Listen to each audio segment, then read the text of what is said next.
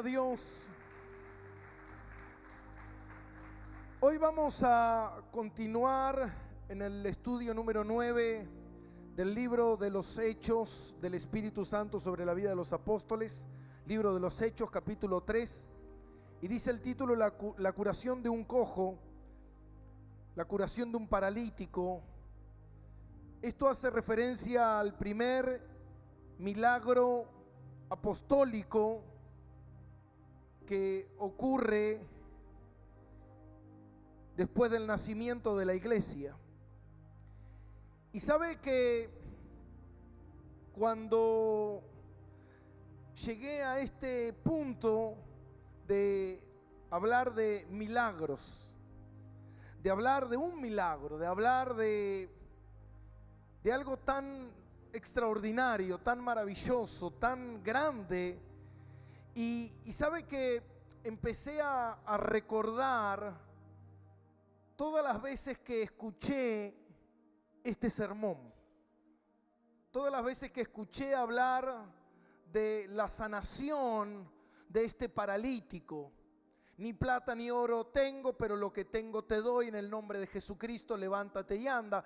Y digo, tantas veces lo escuché por tantos predicadores que me llegó el tiempo de exponer a mí la palabra de Dios, y haciendo un estudio exhaustivo, sistemático, entendiendo cada palabra, cada definición, orando y diciéndole a Dios: Señor, ¿qué enseña esta enseñanza? Porque sabe que cada milagro en la Biblia no está ahí porque sí. Cada milagro en la Biblia está para enseñarnos algo. Decía un gran predicador que los milagros en la Biblia son como parábolas. Tienen una doble función. Y muchas veces lo que tienen los milagros es que nos revelan a nosotros, más allá del asombro que muchas veces nos ocurre por escuchar la palabra o ver un milagro, nos asombramos.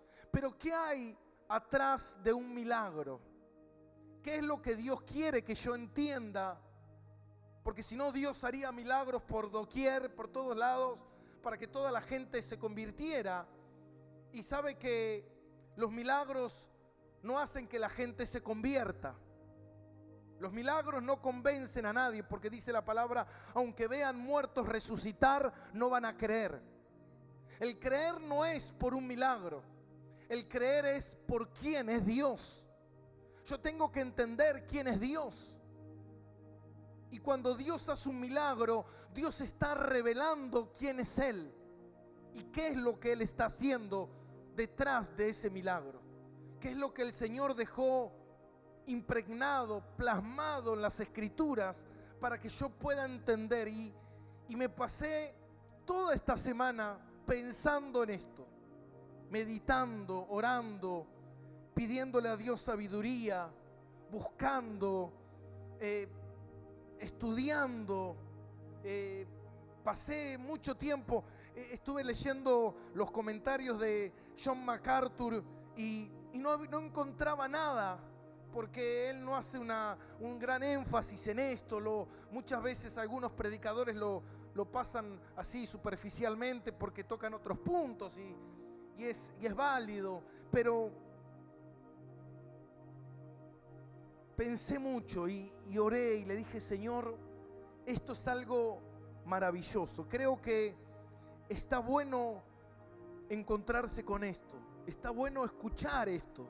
Te va a hacer bien, te va a ayudar. Si tu corazón se quiere alinear con Dios, te va a ayudar.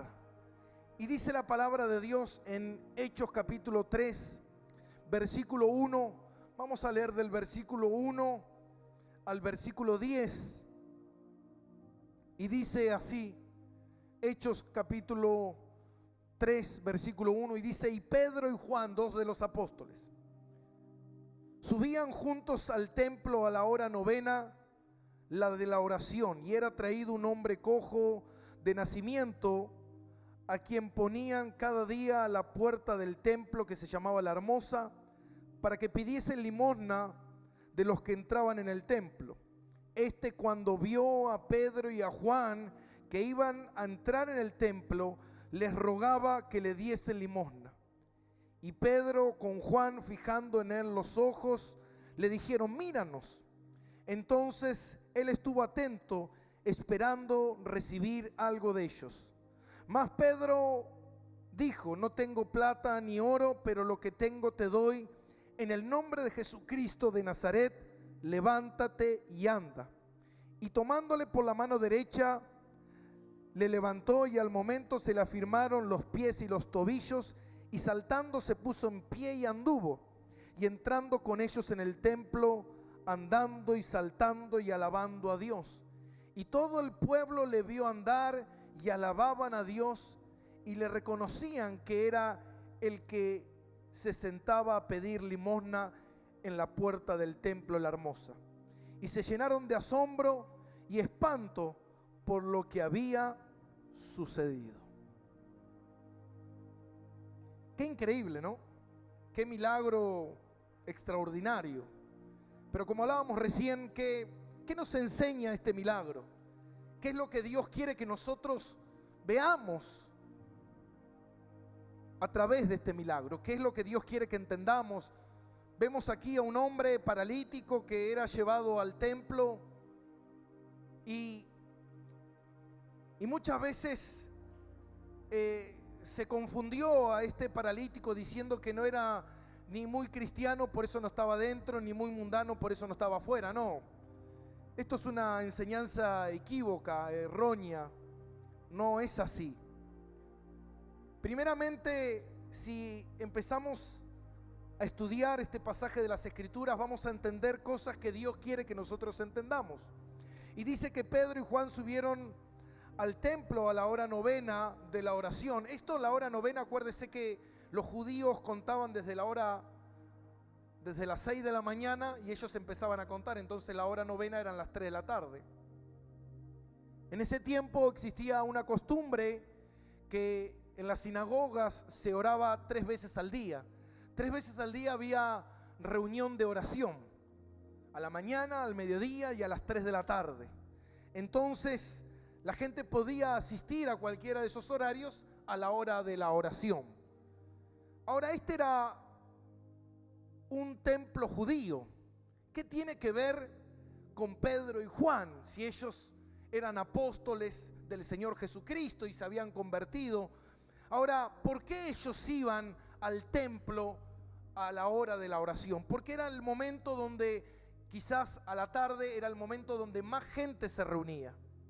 Y Pedro y Juan eran llevados al templo por el Espíritu Santo para evangelizar, para compartir el mensaje de Jesucristo, para hablar, no para participar del judaísmo, porque ellos ya habían salido de la doctrina judía, pero sí ellos iban a enseñar el evangelio de Jesucristo. Y fíjate algo que decía un gran predicador, que muchas veces los milagros tenían que ver con que Dios respalda al que envía.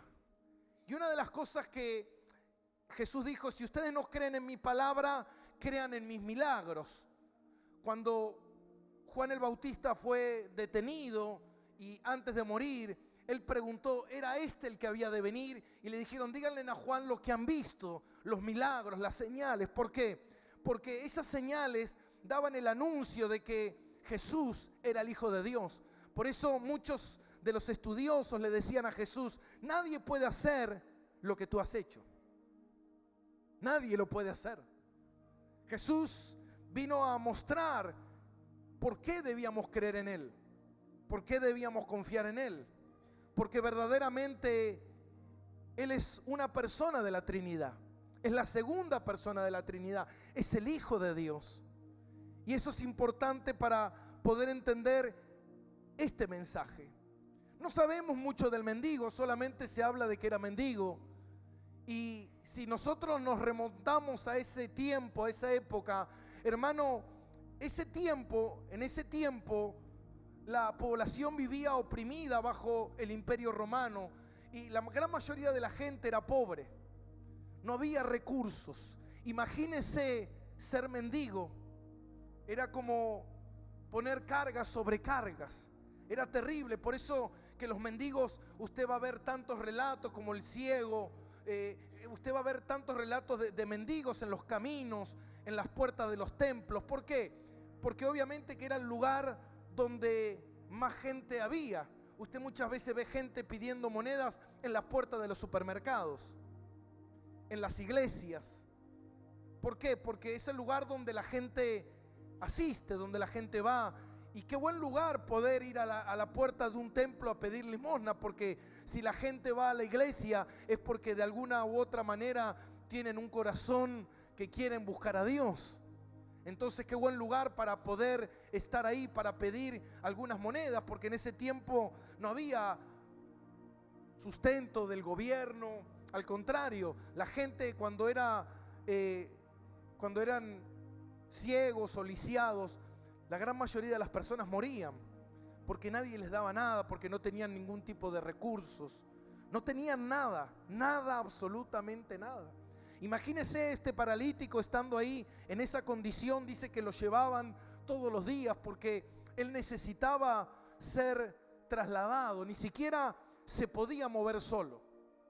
La condición de paralítico, el Señor nos va a enseñar algo esta noche. Este paralítico dependía de la limosna o la caridad que alguien le podría llegar a dar para él poder comer, porque ni siquiera se podía valer por sus propios medios.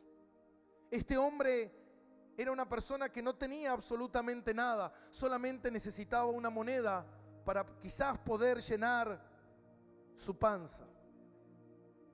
Pero acá vemos en esta enseñanza, vemos un milagro, vemos la mano poderosa de Dios, vemos a un lisiado que no se podía mover, que estaba confinado completamente al fracaso. Y muchas veces no nos damos cuenta que esos paralíticos somos todos nosotros. La palabra de Dios dice, Jesús dijo, fuera de mí nada podés hacer. ¿Cuántos de nosotros muchas veces, o quizás ahora, nos sentimos como el paralítico?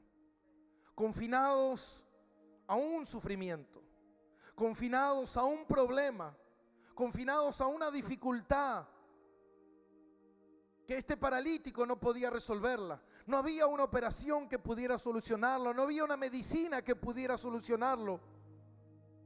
Muchos de nosotros muchas veces nos hemos encontrado en esa situación, en ese corazón vacío, en ese corazón abandonado, en ese corazón abatido por la vida, donde uno se encuentra y se siente como este paralítico, postrado, frenado, sin encontrar propósito, sin encontrar dirección a la vida, queriendo saciarse con cualquier cosa para poder paliar con una vida dolorosa y llena de sufrimiento.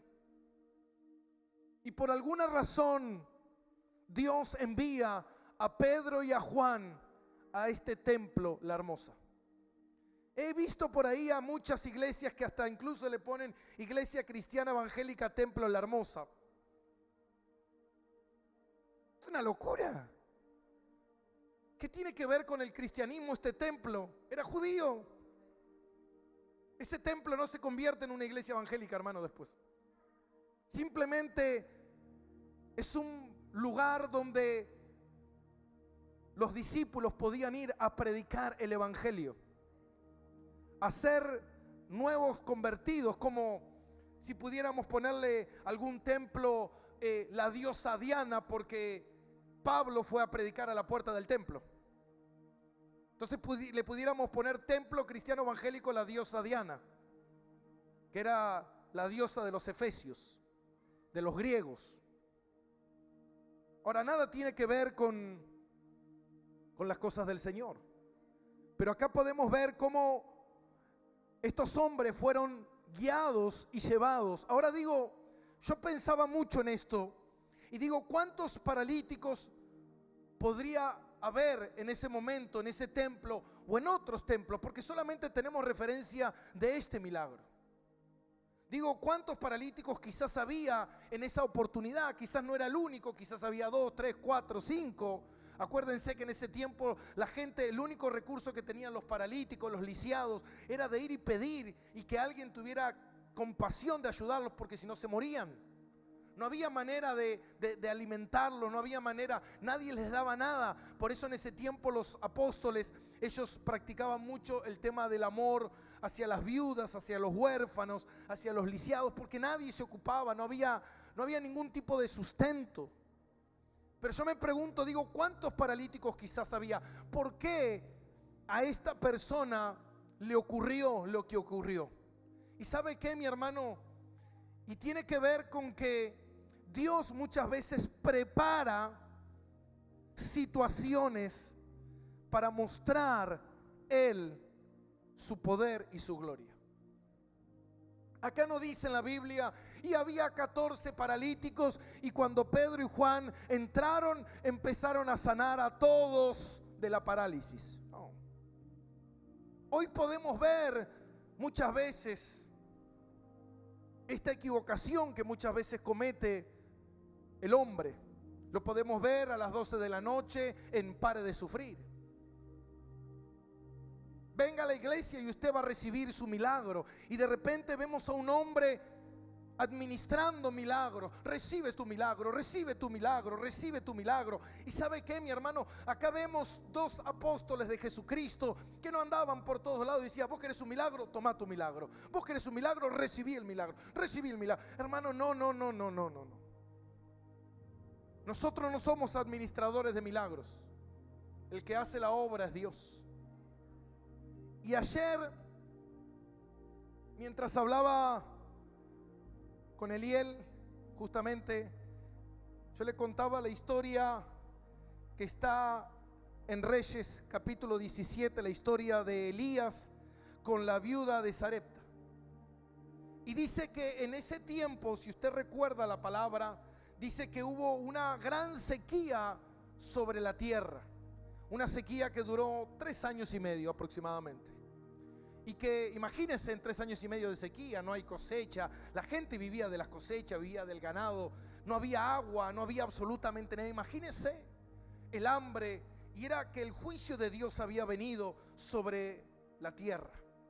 Y en ese momento Dios, por alguna razón, lo envía a Elías a la viuda esta de Sarepta.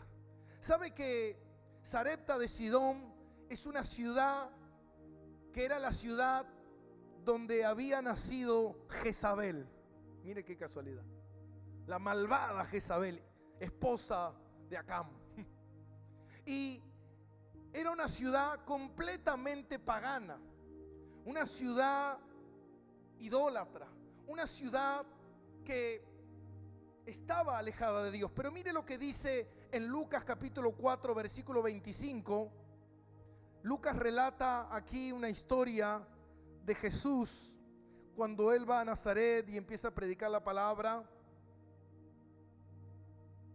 Y dice en Lucas 4, 25, y dice, estas son las palabras de Jesús: y en verdad os digo que muchas viudas había en Israel en los días de Elías, cuando el cielo fue cerrado por 3 años y 6 meses, y hubo un gran hambre en toda la tierra, pero a ninguna de ellas fue enviado Elías, sino a una mujer viuda de Sarepta de Sidón. ¿Está entendiendo esto? Digo, ¿cuántas viudas había en Israel? Muchísimas. Ahora, ¿por qué Elías fue a esa viuda? Y usted recuerda la historia, recuerda que esta mujer iba a buscar leña para cocinar un poco de harina que le quedaba con un poco de aceite para comer el último bocado de pan y dejarse morir. Y el profeta fue y le dijo, mujer, ¿me traes un poco de agua? Le trajo un poco de agua y fue y le dijo, tráeme también un bocado de pan. Y dijo, lo que pasa que no tengo. Pero Elías le dijo, reparte. Y esta mujer creyó. ¿Por qué Dios fue a esa mujer y no fue a otras viudas a hacer el milagro? Porque Dios conoce el corazón de cada uno de nosotros.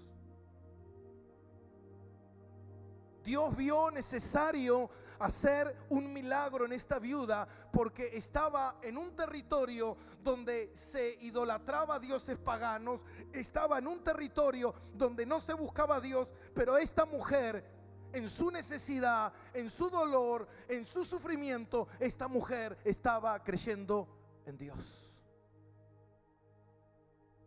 Y cuando el profeta fue, no fue al azar, no fue porque él quiso, sino que fue porque Dios lo envió. Eso tiene que ver con la dirección del Espíritu Santo que hablamos muchas veces.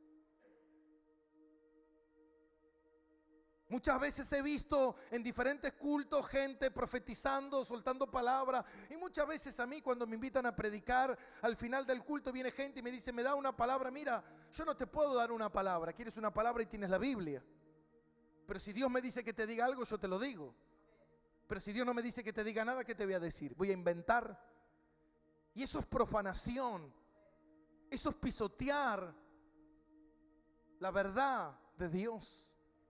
Y acá nosotros podemos ver que esta viuda recibió el milagro. ¿Por qué? Porque tenía un corazón dispuesto a recibirlo. No sabemos... Pedro y Juan, ¿por qué fueron a ese paralítico? ¿Por qué no fueron a otro? ¿Por qué no sanaron a todos? ¿Y sabe qué, mi hermano? Porque Dios es el que hace la obra. Hoy en día, súbeme un poquito el instrumental. Hoy en día se vende milagros por todos lados. Ve al brujo, ve al hechicero, ve aquí, ve acá. Mira, te van a hacer esto, te van a hacer aquello. Mira, oye, hermano, la gente cree que puede administrar algo que no nos pertenece, sino que le pertenece a Dios. Y dice que fueron Pedro y Juan al templo, la Hermosa, y se encontraron con este hombre. Y este hombre les empezó a rogar que le diese unas limosnas. Versículo 4. Pedro con Juan, fijando en él los ojos, le dijeron, míranos. Por alguna razón el Espíritu Santo, en ese momento cuando este hombre les pidió, algo les reveló en su corazón que ese hombre, que esa persona, algo iba a ocurrir. Por eso ellos fijaron los ojos, lo miraron. Digo, hermano, en ese tiempo se miraban y había paralíticos por todos lados, enfermos en las calles, y más en Jerusalén, que era la capital de Israel. ¿Cuántas veces usted va? Yo voy al centro y muchas veces hay personas me dan una monedita. No sé si la conoce una que está en calle 8 que habla así. Monedita. Hay un montón de gente. Ahora, por alguna razón, imagínese que Pedro y Juan van caminando por calle 8 y por alguna razón esta mujer le pide una moneda y ellos se paran porque el Espíritu algo les dice. Algo quiere hacer Dios en ese momento. No son los apóstoles que hacen, es Dios el que está obrando a través de sus vidas. Y dice que fijando los ojos le dijeron, míranos. Entonces él estuvo atento esperando recibir algo. Obviamente él estaba pidiendo una moneda. ¿Y qué quería recibir? Una moneda. Acá hay otra enseñanza. Muchas veces nosotros vamos a Dios esperando recibir algo y Dios no nos da lo que pedimos porque Dios tiene algo mucho mayor para tu vida. Muchas veces Dios no te da lo que pedís porque Dios tiene algo mucho más grande de lo que estás pidiendo. Imagínense si Pedro y Juan le hubiesen dicho, la Biblia dice, el que me pide, dale, ¿quieres una moneda? Toma la moneda. Este hombre no necesitaba una moneda, este hombre necesitaba un milagro. A veces la gente viene a la iglesia esperando que Dios le resuelva su matrimonio, esperando que Dios le dé un trabajo, esperando que Dios hiciera algo en su vida, pero quizás Dios te está esperando con algo mucho más grande. Quizás Dios quiere salvar primeramente tu alma del infierno. Dios quiere darle propósito a tu vida. Dios quiere darle sentido a tu vida. Dios quiere mostrarte que hay un Dios que te ama, que hay un Dios que es verdadero. Mucha gente, yo les dije al principio, ¿cuántos creen que Dios es bueno? Y muchos dicen amén, pero no sé si están tan seguros de ese amén. Porque muchas veces cuando pasan cosas en tu vida, tú cuestionas a Dios, diciendo: ¿por qué Dios permitió esto en mi vida? ¿Por qué Dios me quitó a esto? ¿Por qué Dios me quitó a mi madre, mi padre? ¿Por qué mi hijo, mi hija están pasando por esta situación? ¿Dónde está Dios? Y yo me pregunto, o me hago otra pregunta: si no te hubiese pasado lo que te hubiese pasado, ¿dónde estarías hoy?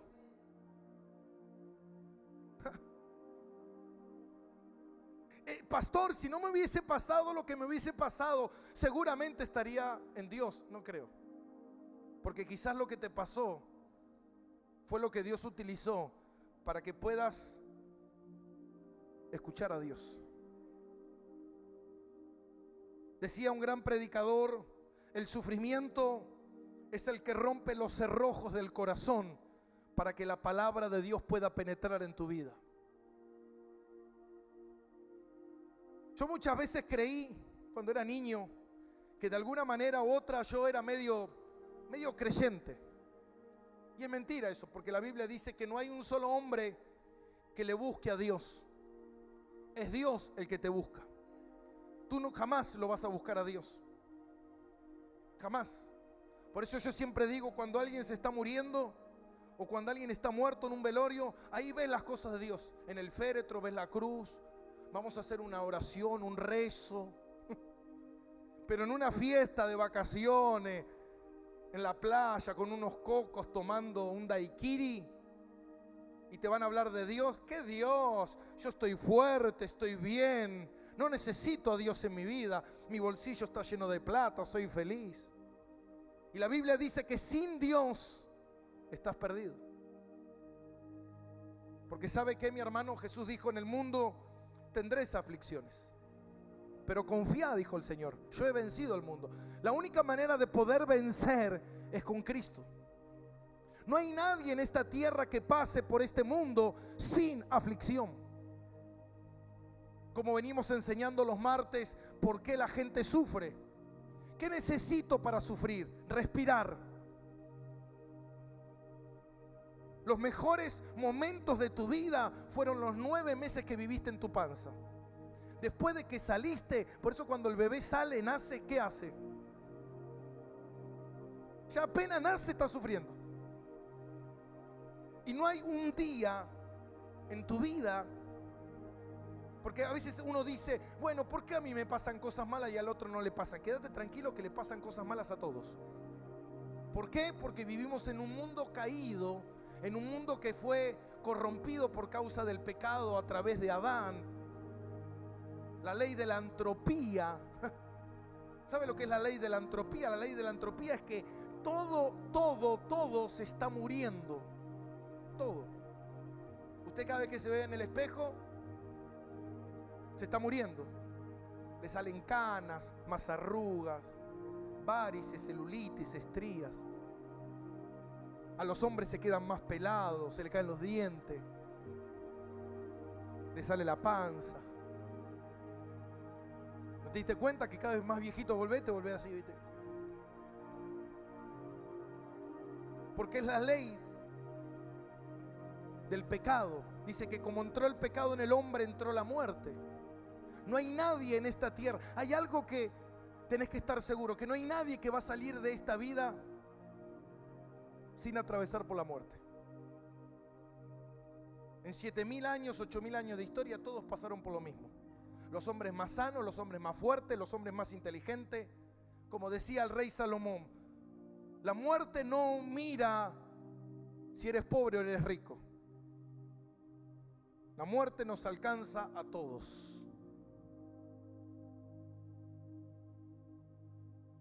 Cuando Dios nos creó eternos. Pero a través del pecado, acuérdese, en Génesis, Dios dijo: saca el árbol de la vida para que el hombre no lo alcance y que pueda morir para poder entrar en una nueva vida. Porque no podemos entrar con esta vida, con este cuerpo contaminado por el pecado, a la gloria de Dios. Por eso dice la palabra que ninguna cosa corruptible podrá entrar. ¿Se entiende? Por eso sí o sí necesitamos nacer de nuevo. Como le dijo Nicodemo, ¿y cómo puede una persona nacer de nuevo? ¿Tiene que entrar de vuelta en el vientre de su madre? No, burro. Es necesario nacer de nuevo acá. Nacer de nuevo, un cambio de mentalidad. Que Dios haga algo en tu corazón, que tu vida cambie rotundamente, que tus valores cambien, que ya no vivas para este mundo, que si no vivas para el mundo venidero. Que las prioridades de tu vida no sea lo terrenal, que todo es pasajero. Hay gente que se pasa la vida queriendo tener la casa, queriendo tener el auto, queriendo tener la gran vida, y cuando llega a los 60 años y no puede disfrutar de nada, ni siquiera puede meterse a la pileta, tiene artrosis, le duele la espalda. Tanto que construyó algo que nunca va a alcanzar, y a los pocos años termina muriendo, sus hijos terminan vendiendo sus propiedades y su sueño quedó en la nada. Qué loco, ¿no? Te la pasás toda la vida trabajando por tener algo, y cuando llegás quizás a tenerlo no lo podés disfrutar y te toca morir. Por eso lo que tiene que ver con el nuevo nacimiento tiene que ver con eso, con que Jesús dijo: no hagas tesoros en la tierra, donde mina la polilla, el ladrón. Hacé tesoros en el cielo. Y esto de hacer tesoros en el cielo no es que te saquen la plata, ¿eh? Tesoros en el cielo es frutos del Espíritu. Crece en Dios, conocelo, entregale tu vida, serví al prójimo. Eso tiene que ver. Entonces tiene que haber un cambio rotundo. Y ahora fíjate algo.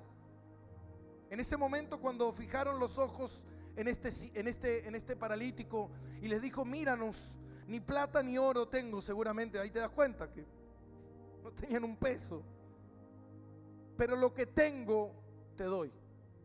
Y esto es lo más importante del mensaje, donde yo quiero centrarme. Lo que tengo te doy. En el nombre de Jesucristo, levántate y anda. En el nombre de Jesús, recibe tu milagro.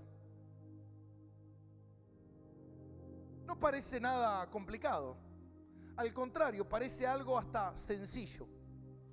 Venga usted y dígame, a ver, ¿qué necesita? Y yo necesito que sanes a mi madre que tiene los juanetes. Bueno, en el nombre de Jesús, recibe la sanidad. Parece simple.